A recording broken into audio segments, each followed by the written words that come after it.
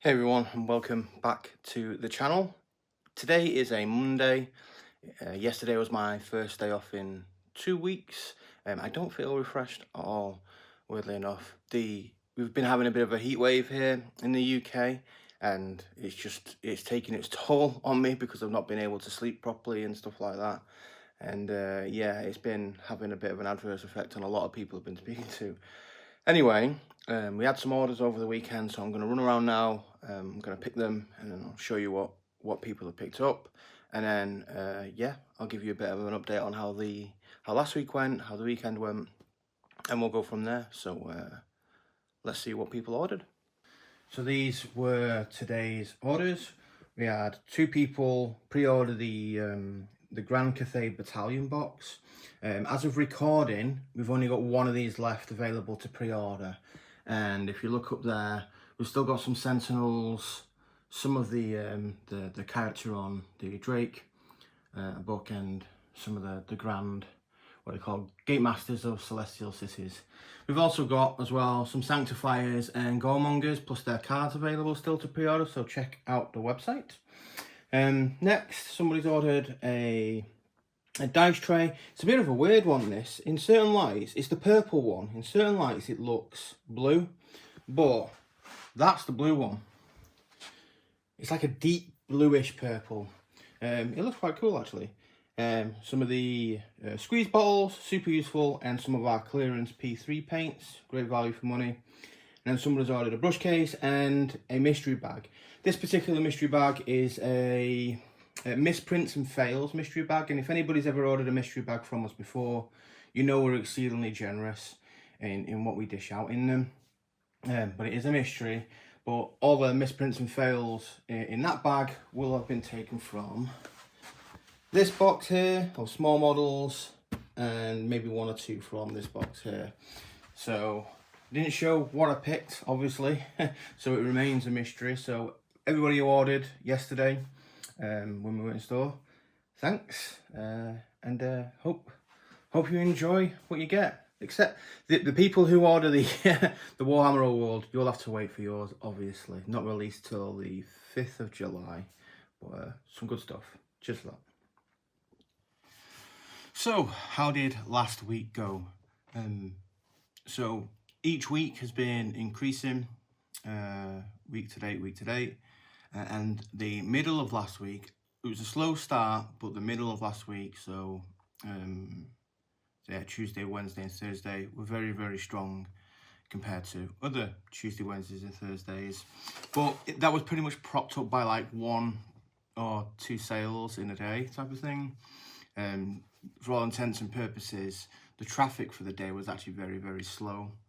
Now, if anybody's worked in retail before, like I have, you know, a lot of those companies, or big companies, kick out a crap ton of analytics and sales data, and I used to be a bit of a whore for that type of stuff. So you start to realize that there's particular trends, and one trend, which is quite big in the UK anyway, is the 3rd week of every month tends to dip. Reason being is a majority of people have money at the beginning and end of the month. A lot of companies pay out their, you know, people get their paydays at the beginning of the month or at the very end, and that's typically when people have money. Don't get me wrong, there's people who get paid throughout the middle of the month. I used to at certain companies, but there's just a lot less. That coupled with an extreme heat wave, people not wanting to come out like it was hot. It was very, very hot and humid. There was a dip, again, week today on the Fridays and the Saturday. So not bad by any means. Like it was only a small dip overall for the week. We didn't make as much as the week prior, but it was still a strong week, and stronger than like the first week we had. Again, we'll be 4 weeks in by the time this video is released. Yeah, it's our 4th week, the start of our 5th week tomorrow, and our first full month on Friday. So, you know, we're still gathering a lot of analytics and data from both online and in store. So, was it a good week? Yeah, I think it was a good week. Was it better than last week? No, not really. But you know, you always get those dips, and in this particular instance, it was the typical type of dip I've witnessed in the past of third week in the month tends to fall just a little. Now there's sometimes events that can help push that. When I used to work at PC World, no longer with us anymore, back in the day, you know, prior to a World Cup, for example, TV sales and sales overall would shoot through the roof, and then as the World Cup was on, especially if England were playing, they'd fall through the floor. So it would balance out eventually. So if there's ever for example, a rugby match on, there's a stadium just down the road, you might feel a little bit of a dip because people want to avoid the area because of just how busy it might end up being, both just before and just after the rugby game. So you can experience stuff like that, and it's just finding what is happening in this area, because there will be some regional or store by store differences purely because of their location on how, you know, that you know, their local teams, sports, events. You know, case in point, there's it's called the Warrington Walk event coming up this Friday, and they'll close a lot of roads into Warrington, you know, for pedestrian safety. There's like loads of people will walk throughout the town and stuff like that. It's an event they hold every year. That will probably decrease foot flow into Warrington just in general, because there's going to be no cars or traffic or stuff like that. Well, technically people will be walking through the city centre, but it's an event. They're purposely walking around Warrington or whatever. You know, some people say, oh, because I've never experienced that event before, it could be the case that more people do actually pass by, because there'll be more people on foot. Yet to be seen. But stuff like that will be interesting to find out whether or not it does have an adverse effect, just in general, right? So yeah, that was last week, and that's a little bit of sales insight, I guess, having worked in retail sector in the past. Whilst I'm here, because I don't get to every single question in the Q&A video, I will take the opportunity to answer a question now as well. We will do another Q&A video in the future once I've built up so many that will take probably a bit longer to answer, but in this instance this one's quite simple, and you know, it's related to the business, and I think it would be a good question. So Kyle Orlinskas, sorry if I absolutely butchers that name, I no doubt did. Question for next time: are you doing anything for marketing? Posting in local gaming group Discord or Facebook chats might work well, or offering them a free epic fail for the first time they come in. So yeah, I've posted on a couple of the local gaming groups. I've went down to visit one last week, which was good fun.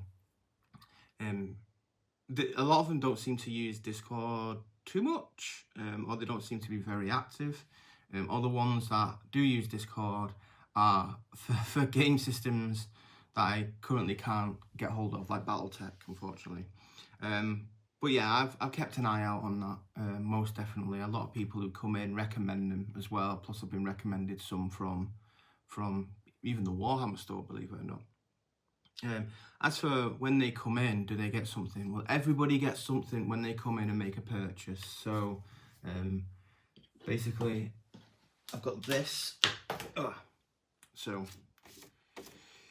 if you make a purchase, you get to roll a d6. So I have this blue dice tray and a selection of d6s inside, and when they roll their favourite colour or whatever, the number they get corresponds to a free miniature I have behind my till area. So I change it up a little bit. It's not always the same miniatures. So originally there were 6 miniatures, and what number you got corresponded to a particular miniature. This week, and probably for the next week as well, I have 2 miniatures. If you roll an odd number, you get 1. If you roll an even number, you get the other. There is a limit of 1 miniature per person per week. I'll be honest, I've not been sticking to that limit. That's just so that people don't abuse it, right? Like, you know, oh, I'm buying 4 items and I'll do 4 separate transactions. Well, then you're only getting 1. You know what I mean? But, you know, if somebody comes in one day, you know, they buy a chunk of stuff, and then they come in the next day and they buy a chunk of stuff, and the two legitimate transactions, then it's very easy to decipher that, and then they get another miniature. They might end up getting the same one, but we'll see. So yeah, I'll mix that up with different miniatures over time. They're usually smaller miniatures, some that are more child friendly, so that, you know, people who have kids, they might not, you know, somebody who comes in and, you know, is deep into 40k, big, serious or grim dark stuff, and then, you know, they're getting like a little pooch or a chili bard for D&D. It might not be their forte, right? But they're friendly enough that if they have kids or a friend who's into that type of stuff, they're very easy to paint. You know what I mean? So, you know, some thought has gone behind it at least. But everybody who makes a purchase will get that.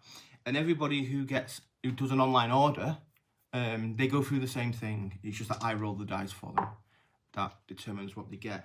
There might be some instances though where, like, you know, I have a miniature that's a bit fragile, so putting that into a stacked box might break. Do you know what I mean? Or there's a risk of it breaking. So as to not sully the experience in those instances, I might pick from a different pool of miniatures, so something that's a bit tougher, if that makes sense. But yeah, like I say, some thought's gone into it, and you know, it's not like a stamp loyalty card or something like that, that, you know, every time I get them, I lose them. So I'm never building up loyalty, you know what I mean? It's something instant, and kids love it.